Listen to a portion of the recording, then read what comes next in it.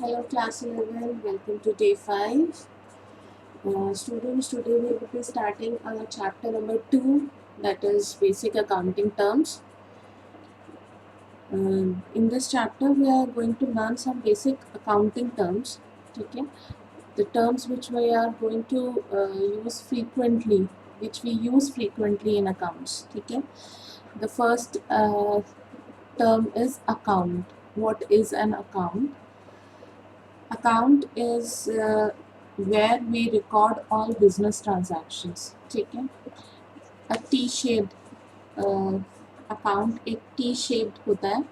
ठीक है, इसको हम अकाउंट बोलते हैं. Then left hand side is called as debit and the right hand side is called as credit. ठीक है, it is generally T-shaped and it is where we record all the business transactions. The left hand side is known as the debit side and the right hand side is known as the credit side. Okay.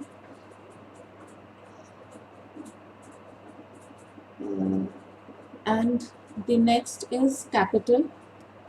What is capital? Capital is the amount invested in business.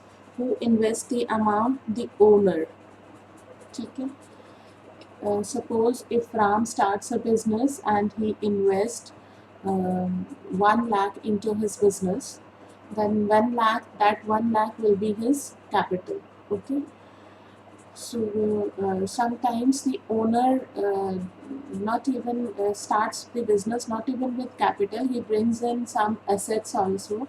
He starts the business with some goods also.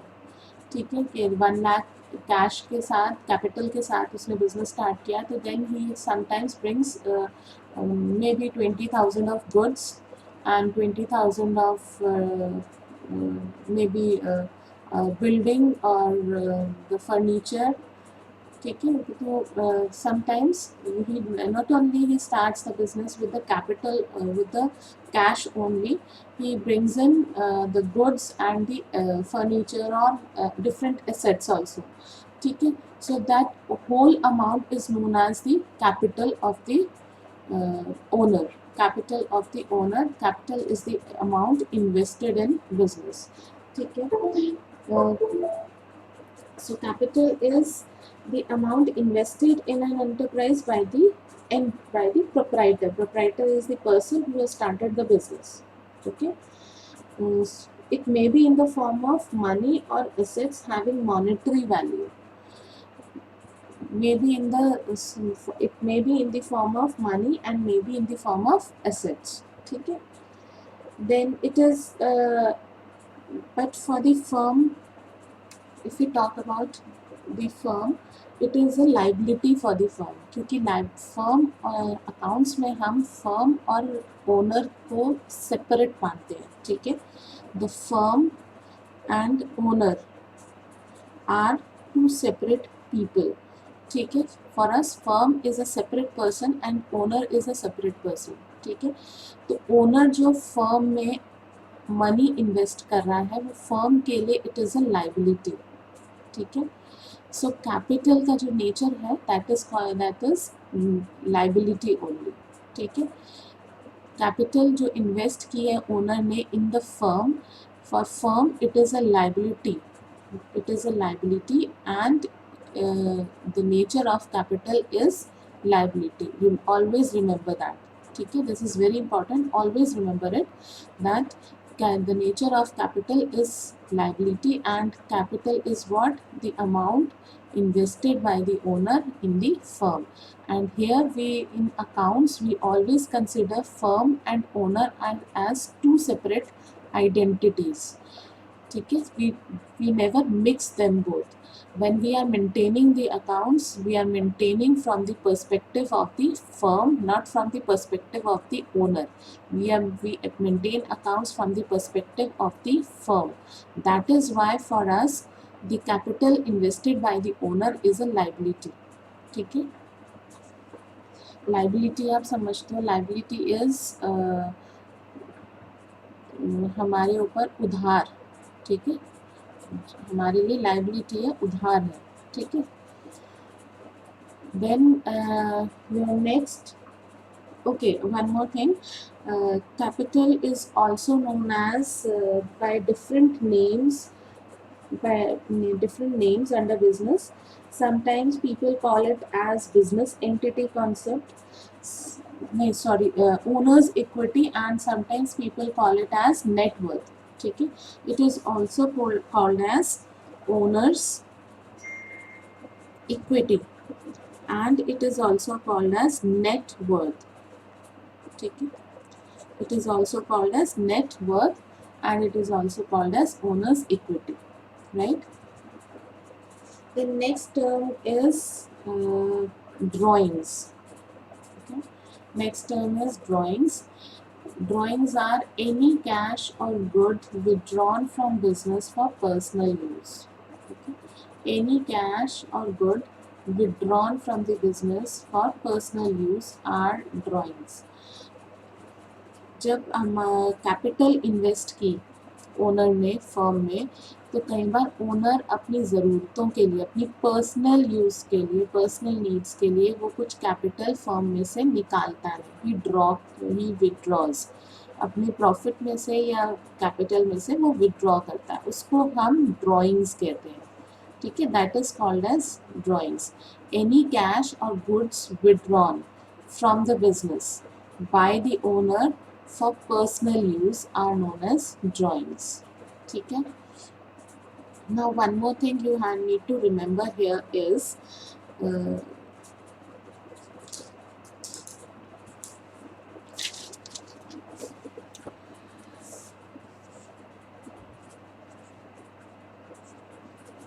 capital is equal to assets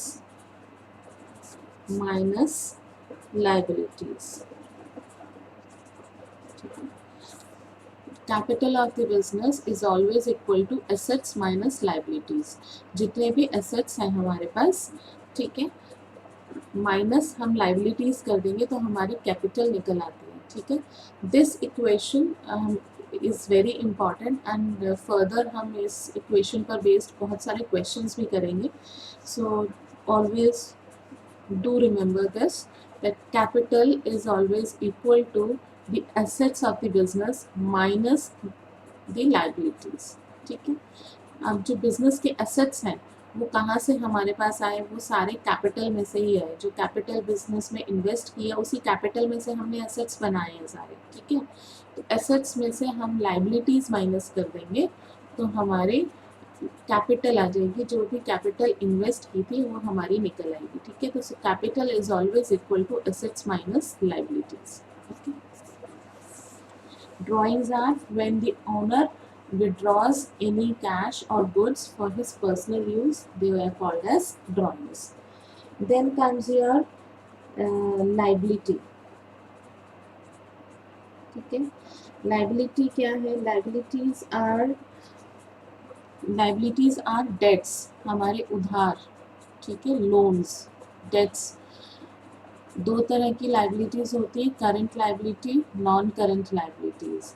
current liabilities वो हैं those which are paid within the period of 12 month. ठीक है, they are paid within the period of 12 month और a short period. ठीक है, long non current liabilities are paid in longer period, more than 1 year. This is within 1 year, and this is more than 1 year. ठीक है, current liability when we pay that these liability within 1 year, and non-current liabilities when we pay within more than 1 year. ठीक है, it is paid for longer period, right? So what are liabilities? Liabilities means amount owed by the business. Amount owed by the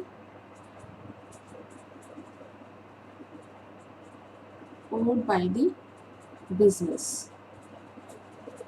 ठीक है, जो कुछ amount जो हमें दूसरों की तरफ देनदारी बनती है. ठीक है, वो लाइबिलिटीज है. जैसे हमने लोन लिया बैंक से. ठीक है, हमने लोन लिया, हमने क्रेडिट पर सामान खरीदा, परचेजेस किए हमने क्रेडिट पर. ठीक है, देन कुछ हमने डिबेंचर्स लिए. आगे हम पढ़ेंगे डिबेंचर्स क्या होते हैं, जस्ट अंडरस्टैंड राइट नाउ कि डिबेंचर्स लिया हमने, वो भी हमारी शॉर्ट टर्म लाइबिलिटीज़ है, सॉरी लॉन्ग टर्म लाइबिलिटीज़ हैं डिबेंचर्स हमारे, ठीक है। तो लोन लिया वो हमारी लॉन्ग टर्म लाइबिलिटी है, जो बैंक से लोन लिया। देन क्रेडिटर्स जो होंगे हमारे, बिल्स पेबल और शॉर्ट टर्म लोन्स जो होते हैं, जो to be payable within the period of 1 month 1 year, they वो हमारी करंट लाइबिलिटी के अंदर आते हैं, ठीक है। देन लाइबिलिटीज़ को हम और दो तरीकों में डिवाइड कर सकते हैं, internal and external liabilities also. Internal liabilities हमारी कौन सी होंगी? Internal liabilities are those like we talk about here owners equity, जो कैपिटल ओनर ने इन्वेस्ट किया है फर्म में, that is called as internal liability, okay. External liability हमारी कौन सी होंगी? जो हमने बाहर से बैंक से लोन लिए, ठीक है, वो हमारी एक्सटर्नल लाइबिलिटीज है। So internal liabilities are liability towards the owner of the business is termed as internal liability. Then liability towards the outsiders other than the owner of or the proprietor, they are known as external liabilities. Then further liability can be divided into two categories, current liability and non-current liability. Current liabilities are those which are to be paid within 1 year, within the period of 1 year. Then non-current liabilities which are paid in long period, more than 1 year, ठीक है। Then current liabilities के examples हो गए that creditors and short term loans and bills payable are the examples of current liability. Then non current liability के examples हो गए हमारे bank loans and long term loans, and debentures are the examples of non-current liabilities, okay. Then come to the next term that is called as assets. What are assets? Assets क्या होते हैं? Assets are valuables, okay. Assets are valuables, resources owned by the business, जो भी resources business ने own किए हैं, that means building है, furniture है, machines, your anything, godowns, ठीक है, they all are your assets, ठीक है। Now assets are the properties owned by the entity or enterprise. Business के से ने जो बिजनेस जो ओन कर रहा है प्रॉपर्टीज को, उन्हें हम एसेट्स कहते हैं, ठीक है। Assets are valuable resources owned by a business which are required at a measurable cost, which are acquired at a measurable cost, ठीक है। assets क्या की characteristics क्या क्या है? It should be owned by the business, ठीक है। It may be tangible or intangible.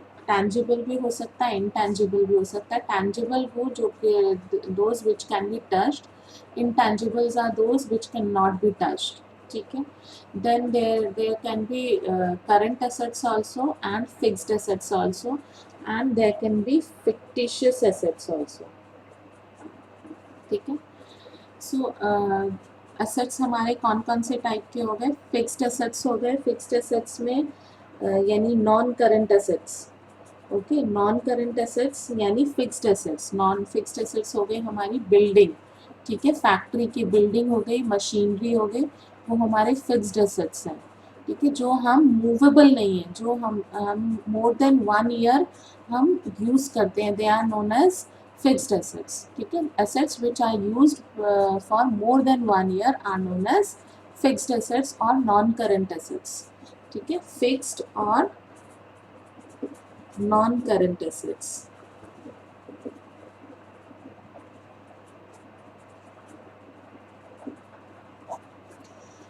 So fixed and non-current assets यानी कि जो हम those resources which we are going to use for more than 1 year. Example can be building, machines, ठीक है, building of the firm organization and the machines of the organization, the furniture of the organization, which we are going to use for more than 1 year. ठीक है, now further these fixed assets can be divided into tangible and intangible assets. Tangible assets which can be seen और touched, जिन्हें हम देख सकते हैं और touch कर सकते हैं. अब इसमें बिल्डिंग भी आ गई, मशीन्स भी आ गई. Your furniture also comes under tangible assets. But what are intangible assets? Intangible assets क्या होते हैं? Which cannot be seen untouched. For example, goodwill, patents and copyrights. ठीक है, ये हमारे intangible assets हैं. Now what is goodwill, patent and copyrights? Goodwill आप समझते हो, the good name in the market, the prestige in the market. आप जो आप कुछ ऐसे अपना नेम है जो आप मार्केट में आपका चलता है, ठीक है, दैट इज़ योर गुडविल. आपकी जो अच्छी रेपुटेशन है मार्केट में, आपके नाम से लोग आपको क्रेडिट दे देते हैं, लोन दे देते हैं, that is known as your goodwill. आपके नाम से लोग आपका मटेरियल खरीद लेते हैं, ब्रांड चलता है, जो ब्रांड नेम होता है, that is known as goodwill. Your reputation in the market is known as goodwill. ठीक है, now what is patent and copyrights? Patent and copyrights, for example, मैं I am manufacturing a shampoo. ठीक है, मैं shampoo बना रही हूँ, मेरी शैम्पू बनाने की फैक्ट्री है. अब शैम्पू जब मैं बना रही हूँ तो मैं किस तरह से बना रही हूँ, जो मेरा कोई पर्टिकुलर फॉर्मूला होगा, ठीक है, जिसके ऊपर मैं प्रोडक्शन करती हूँ, सो दैट कि मेरे सारे शैम्पूज एक ही क्वालिटी के बने. ऐसा तो नहीं है ना कि मैंने एक लॉट में कोई और फार्मूला यूज़ किया, दूसरा लॉट प्रोडक्शन का आया तो मैंने उसमें कोई और फार्मूला बना दिया, उसमें कोई अलग ही कलर का शैम्पू अलग फीचर्स के साथ बन रहा है. ऐसा तो नहीं हो सकता. When I am manufacturing a shampoo, मैं एक ही फार्मूला यूज़ करूँगी और एक ही टाइप का शैम्पू मैं मैन्युफैक्चर करूँगी, और वो मेरा ब्रांड नेम है जो मुझे मार्केट में दूसरों से अलग करता है. एंड वो मेरी कैरेक्टरिस्टिक है, मेरा फीचर है, जिसकी वजह से लोग मुझे रिकॉग्नाइज करते हैं और मुझे they want to buy me. ठीक है, those things are my identity. ठीक है, इन द मार्केट. तो जो पेटेंट, जो फॉर्मूला जो मैंने तैयार किया है शैम्पू बनाने का, वो फॉर्मूले से कोई और शैम्पू बनाना ना शुरू कर दे, तो कंपनीज क्या करती हैं, उसको जाके पेटेंट करा लेते हैं. ठीक है, पेटेंट करा लेते हैं, यानी उसके लिए हमें एक अमाउंट देना पड़ता है गवर्नमेंट में, वो हमारा पेटेंट हो जाता है. तो हम उसके बाद हम ये कह सकते हैं कि वो formula nobody can steel from us, और उसको वही सेम फार्मूला यूज़ करके कोई और भी शैम्पू नहीं बना सकता. ठीक है, अगर मैं शैम्पू बना रही हूँ तो सेम फार्मूला यूज़ करके कोई और शैम्पू नहीं बना सकता. ठीक है, my formula would be different and would be used by me until unless I want to sell it to someone. ठीक है, so patent is my intangible asset. Then what is copyright? Copyrights होते हैं वो जो आपके movie के rights हो गए, या आपने बुक खरीदी तो बुक के राइट्स हो गए, वो आपने बुक लिखी, उसके कॉपीराइट्स खरीदे जाते हैं.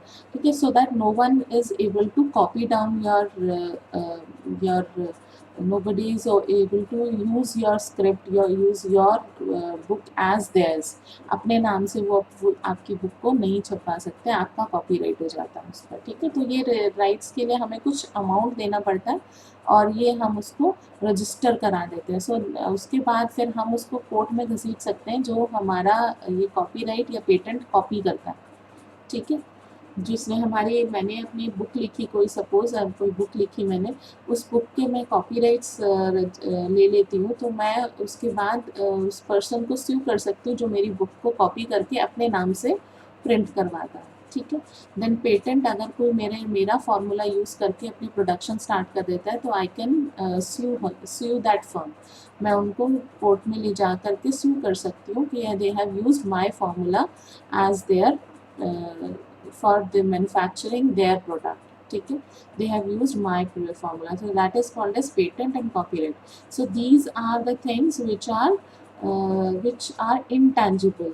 They cannot be seen or touched, but yes, they can very much be felt. Okay, so these are tangible and intangible assets. Now what are current assets? Current assets होते हैं जो those which we can sell और convert into cash, जिनको हम cell कर सकते हैं या कन्वर्ट कर सकते हैं इनटू कैश, ठीक है, with in the period of 1 year. हम उसको 1 ईयर के अंदर अंदर हम उसको यूटिलाइज कर सकते हैं, that is known as current assets. Current assets में आ गया आपका कैश, ठीक है, देन कैश एंड बैंक आपके करंट एसेट्स है, ठीक है, then bills receivable and your debtors are your current assets, ठीक है।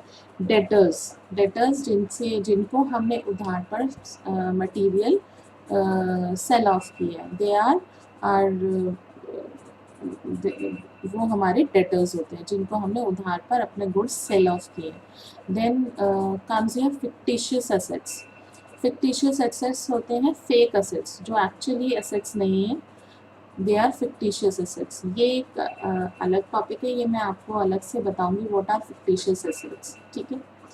Fictitious assets and deferred revenue expenditure, ये एक अलग से मैं आपको I will explain this.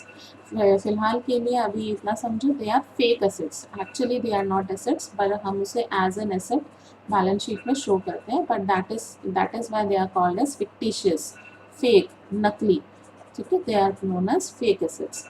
So I hope asset is clear. Assets can be of